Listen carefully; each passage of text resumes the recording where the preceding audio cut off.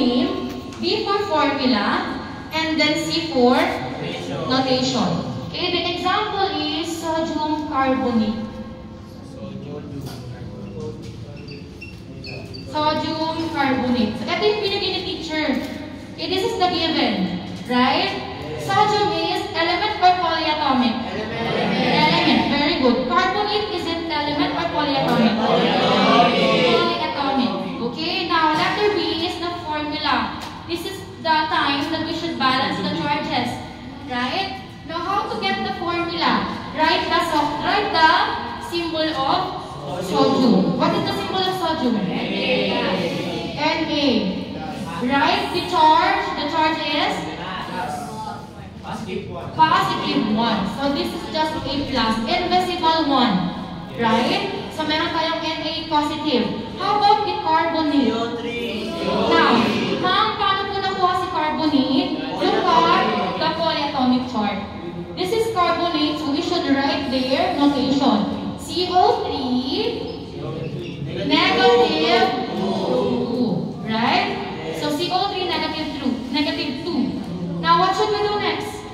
Balance. Very good. Okay? Balance.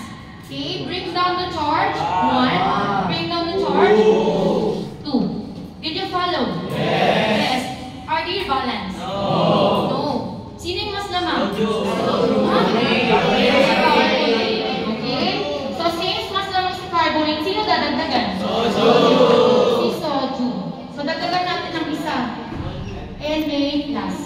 So bilang tayo. Bilang. 1, 2. So 2. Balance na ba sila?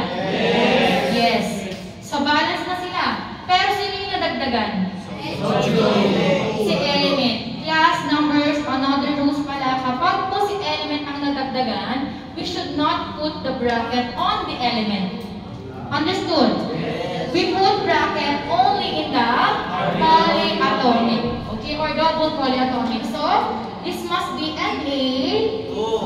C. Bakit may 2 pa? Oo, tama. Na2. Na2. CO3. So, this is the answer. Ulitin ko ha. Kapag element lang ang nadoble, we should not or we don't need any bracket anymore. Kay bracket, applicable lang siya kay polyatomic na dumoble. Naintindihan niya ang numbers. My question. Now, let's check if that is accurate. Is this correct? Yes. Very good. So, hopefully, you follow. Okay? Kasi yan po ay i-discuss din natin or ihahalo natin yung kay final. Okay? So, sabi dito, no need to put bracket if the element is double. So, na-double si sodium, wala ng bracket yan.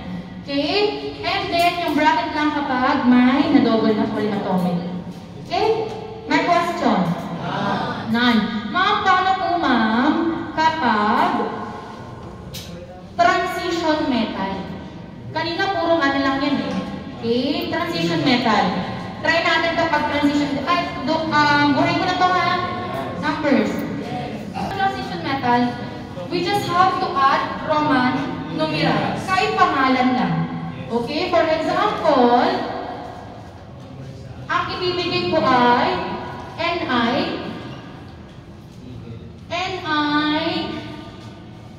NiBrO3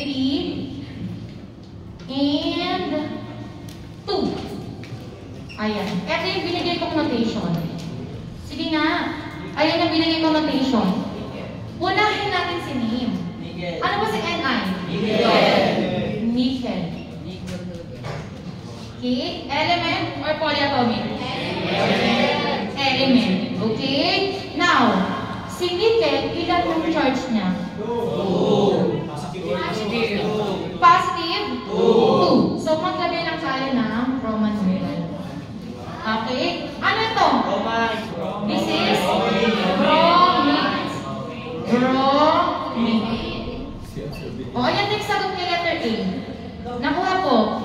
Kailangan lang kasi natin maglagay ng Roman numeral. So, ipaalam sila ulit natin. Sulat natin yung Ni. Ilan ang charge? 2. Positive. Ayan yan. Okay? Kay bromate.